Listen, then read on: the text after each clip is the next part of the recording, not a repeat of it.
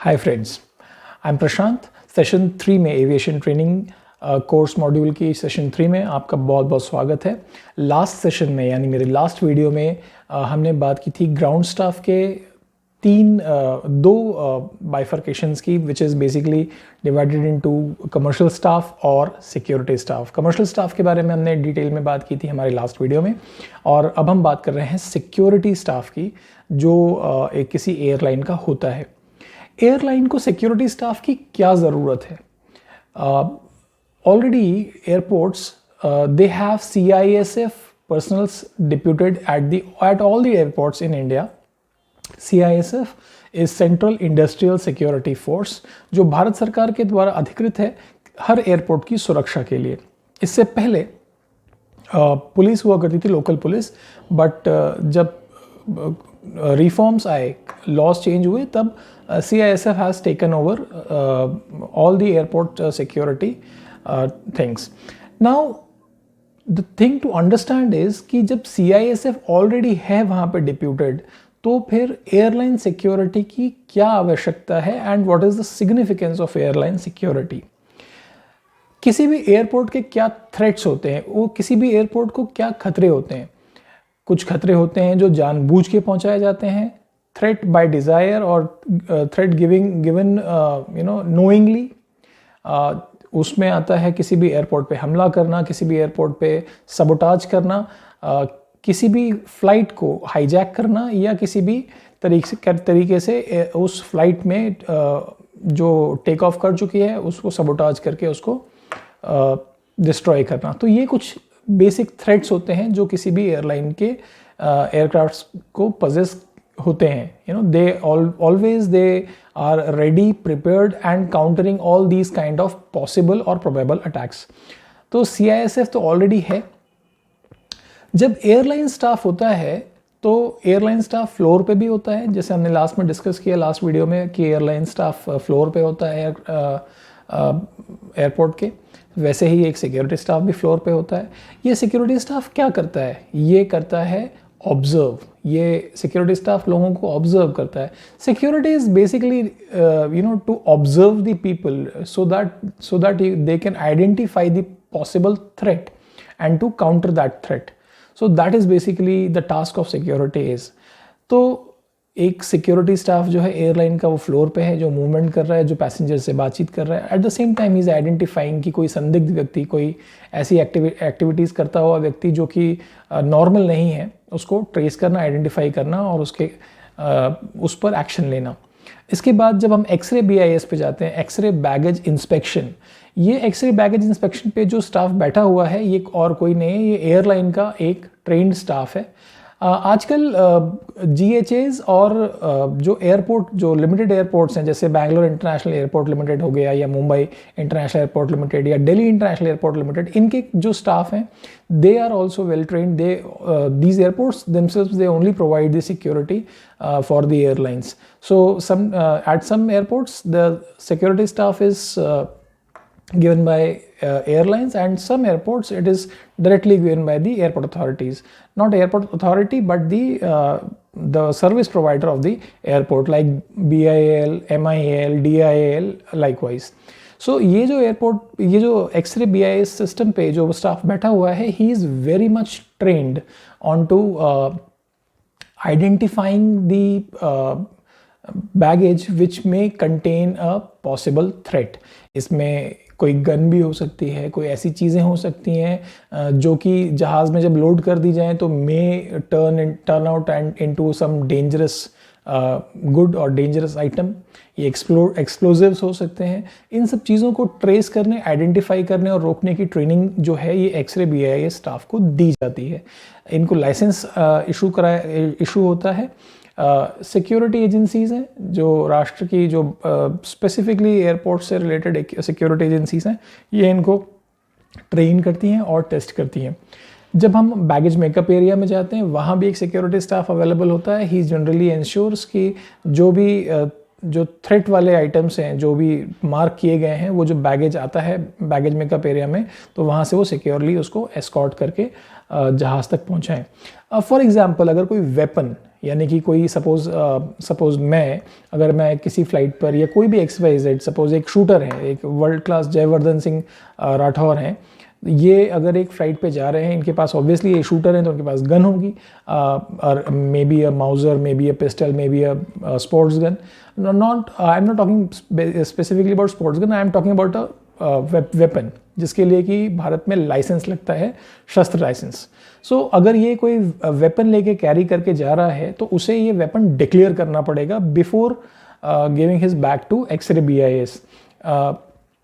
जब ये weapon declare होगा तो उसके बाद इसके पूरे डॉक्यूमेंट्स जो हैं ये सिक्योरिटी स्टाफ चेक करते हैं, उसके बाद उस बैग को अपनी कस्टडी में लेते हैं, उसको प्रॉपरली उसको सील करते हैं, और उसके बाद उस वेपन वाले बैग पे एक स्पेशल टैग लगता है, समटाइम्स इट्स W टैग और airline to airline it varies, और फिर वो सिक्योरिटी स्टाफ उसको एस्कॉर्ट करके अपने साथ ले जाके एयरक्राफ्ट में नीचे लोड कराता है, सो दैट कि उस वेपन पे और किसी का एक्सेस ना हो, सो दैट कि वो वेपन ट्रांसपोर्ट भी हो जाए, एट द सेम टाइम उससे किसी को थ्रेट भी पजेस्ट ना हो। सो ये सब चीज़ें, ये जितनी भी ट्रेनिंग्स हैं, these staff are already trained upon that.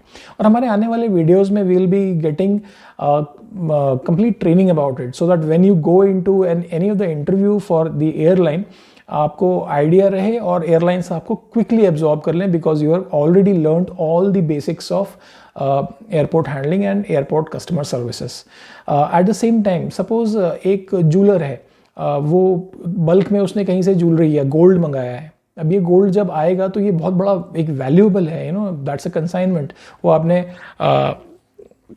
कई सारे डाकों के बारे में सुना होगा, चंबल के और ग्वालियर के। सो ये वो सोना लूटने वालों के बारे में।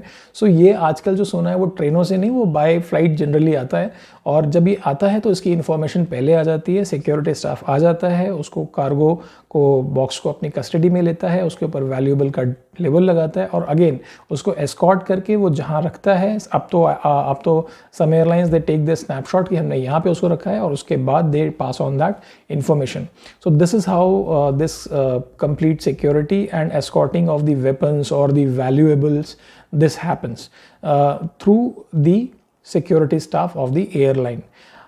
Also when it comes to ramp, जब हम रैम्प पर हैं, मैंने लास्ट वीडियो में आपको बताया था रैम्प का फुल फॉर्म। रैम्प जो है मॉडल्स के लिए नहीं होता है, it's basically region of aircraft manoeuvring and parking. Suppose एक फ्लाइट जो है वो मुंबई से टेक ऑफ किया, उसको दिल्ली जाना है वाया जयपुर। मे बी रास्ता आप डिसाइड कर लीजिएगा रास्ता वो सही है कि नहीं है, but I just take that Mumbai Jaipur Delhi की फ्लाइट है। तो कुछ पैसेंजर्स मुंबई से बैठे हैं जो दिल्ली उतरना है, कुछ पैसेंजर्स बैठे हैं मुंबई से जिनको जयपुर उतरना है, और कुछ पैसेंजर्स जयपुर में एयरपोर्ट पे हैं जो जयपुर से ज्वाइन करेंगे दिल्ली जाने के लिए आगे। Now when the flight lands into Jaipur from Mumbai, सबसे पहले क्या होगा, जो जयपुर उतरने वाले पैसेंजर्स हैं वो उतारे जाएंगे, उनको बोला जाएगा सर डीबोर्ड कीजिए, तो जितने भी जयपुर के पैसेंजर्स हैं वो उतरेंगे। अब क्या होगा, अब सिक्योरिटी, जो एयरलाइन सिक्योरिटी है उसका बहुत इंपॉर्टेंट काम है। It is one of the most important tasks of security, airline security specifically. They go inside the aircraft, और वो हर एक पैसेंजर का बोर्डिंग पास चेक करेंगे और उनसे पूछेंगे कि आपने जो ओवरहेड बिन में अपना बैग रखा है उसको आइडेंटिफाई कराइए। ठीक है, तो अगर सपोज एक नॉर्मल ATR एयरक्राफ्ट है, उस एयरक्राफ्ट में 62 लोग थे, 62, उसमें से 30 उतर गए और 32 बचे। इन 32 लोगों के बोर्डिंग पास चेक किए जाएंगे, उनसे उनके ओवरहेड बैगेज चेक कराए जाएंगे और उस पर स्टिकर लगाया जाएगा ट्रांजिट चेक। ऐसा क्यों होगा भाई? ये भी तो हो सकता है कि मुझे जयपुर उतरना था, मैं उतर गया, बट मेरा बैग वहीं छूट गया। मे बी मुझे जयपुर उतरना था, मैं उतर गया, मेरा बैग छूटा नहीं है, मैंने जानबूझ के छोड़ा है। That could be a possibility. It's a threat which is deliberately I am trying to give to the airline. So to identify कि ऐसा कोई भी बैगेज नहीं है जो कि कोई उतरने वाला पैसेंजर उसको छोड़ गया है जहाज में, जानबूझ के या गलती से, दोनों केस में। So इस कंडीशन में जैसे ही वो आइडेंटिफाई करते हैं कि एक अनआइडेंटिफाइड बैग यहाँ पर मिल गया है, बरामद हुआ है, इसको ये तुरंत से ऑफलोड करते हैं। उसको कूलिंग ऑफ पिट, एक जगह होती है कूलिंग ऑफ पिट, जनरली इस बेसिकली एक गड्ढा होता है, इसके आसपास बोरियां रखी हुई होती हैं। अगर उन्हें लगता है कि इसमें कोई थ्रेट है तो उसको उस बैग को वो कूलिंग ऑफ पिट में डाल देते हैं। अगर वो ब्लास्ट हुआ, अगर in case it is actually a bomb, it will blast and वो जो कूलिंग ऑफ पिट में ही ब्लास्ट हो जाएगा और वहीं पे वो ख़त्म हो जाएगा। अगर नहीं है, किसी पैसेंजर ने बाहर से आइडेंटिफाई कर लिया कि अरे मेरा बैग अंदर छूट गया है, so they will hand that over to the passenger and then they will do the documentation about it. So it is basically transit check. और जब वो बोर्डिंग पास चेक कर रहे हैं तो ये भी हो सकता है कि कोई पैसेंजर जिनको जयपुर उतरना था और वो भूल गए, नहीं उतरे, तो उनको याद दिलाइए कि भाई साहब आपको उतरना है, यहाँ पे उतरिए। ऐसे बहुत सारे पैसेंजर्स होते हैं, बिलीव मी, ऐसे बहुत केसेस आते हैं कि पैसेंजर को हॉपिंग फ्लाइट में उतरना था बीच में और वो मूवी देखता रह गया या सो गया, उसे पता ही नहीं है कि डेस्टिनेशन आ गया उसका। So this happens. So the importance of this is basically called transit check और anti sabotage check, ASC, anti sabotage check और ट्रांजिट चेक। ये चेक होने के बाद में जब सिक्योरिटी स्टाफ क्लियरेंस देता है रैंप ऑफिसर को, good to go, let us start the boarding, और तब जो है ramp staff boarding gate staff को बोलता है कि ठीक है, now it's good to go, let us start boarding, और तब बोर्डिंग स्टार्ट होती है। So you understand that importance of security airlines. 26 जनवरी और 15 अगस्त ये ऐसे समय होते हैं जब देश के ऊपर कई सारे हाई अलर्ट्स वाले थ्रेट होते हैं, जहाँ पूरा इंडिया जो है, हमारा हिंदुस्तान हाई अलर्ट पे रहता है कि कोई भी ऐसा हमारे ऊपर हमला, अटैक, कोई भी इस तरीके की गतिविधि ना हो। ऐसी सिचुएशंस में एयरलाइन जब CISF अपना चेक कर लेती है, जब आप सिक्योरिटी होल्ड एरिया में जाते हैं तो आप किस में से गुजरते हैं, एक दरवाजे नुमा एक मशीन होती है, उसको हम बोलते हैं DFMD, that is door framed metal detector. आप चाहें तो लिख सकते हैं DFMD, that is door framed metal detector. फिर आप उसमें से गुजरते हैं, आपका सब सामान निकलवा करके फिर वो आपको उनके हाथ में एक मशीन होती है, उससे आपको वो चेक करते हैं। उसको साधारण भाषा में हम बोलते हैं मेटल डिटेक्टर, और टेक्निकल या पूरा उसका नाम है HHMD, that is hand held metal detector. तो हैंड हेल्ड मेटल डिटेक्टर से CISF आपको चेक करती है। लेकिन जब ये हाई अलर्ट वाले टाइम्स होते हैं तब आपको एयरलाइन सिक्योरिटी एक और बार चेक करती है before reaching to the aircraft. इसको हम बोलते हैं SLPC, यानी सेकेंडरी लैडर पॉइंट चेक, यानी उस लैडर से ऊपर चढ़ने से पहले एक और बार आपकी जांच। इससे ये अश्योरेंस लेती है एयरलाइन कि उनके जहाज में जो भी ऊपर चढ़ रहा है वो he is very much clean and he is right person to go into the aircraft. So आपने देखा कि एयरलाइन सिक्योरिटी की बहुत इंपॉर्टेंट सिग्निफिकेंस है। कई सारी GHA stands for ground handling agencies. आजकल कई सारी ग्राउंड हैंडलिंग एजेंसीज हैं जो एयरलाइन के लिए, एयरलाइन के बिहाफ पे काम करती हैं। ठीक है, सो ऐसी इन GHAs के बारे में हम एक सेपरेट वीडियो बनाएंगे जिसके बारे में कंप्लीट डिटेल्स होंगी। You can as well join into GHAs, they pay very well. So all these whatever I'm giving you, DFMD, HHMD, SLPC, secondary ladder point check. So all these things you have to remember, you note it down and mug it up so that it will be very much helpful for you to prepare in your interviews.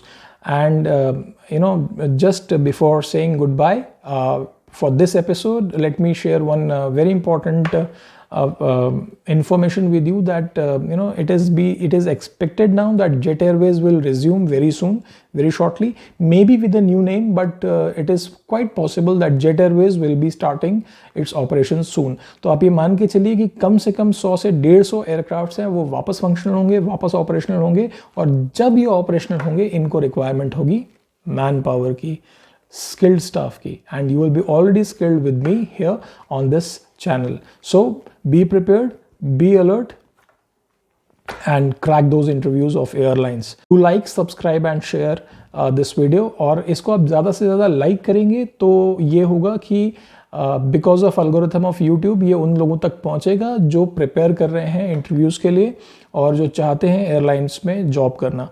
So please do like, share and subscribe, and please like it. Thank you.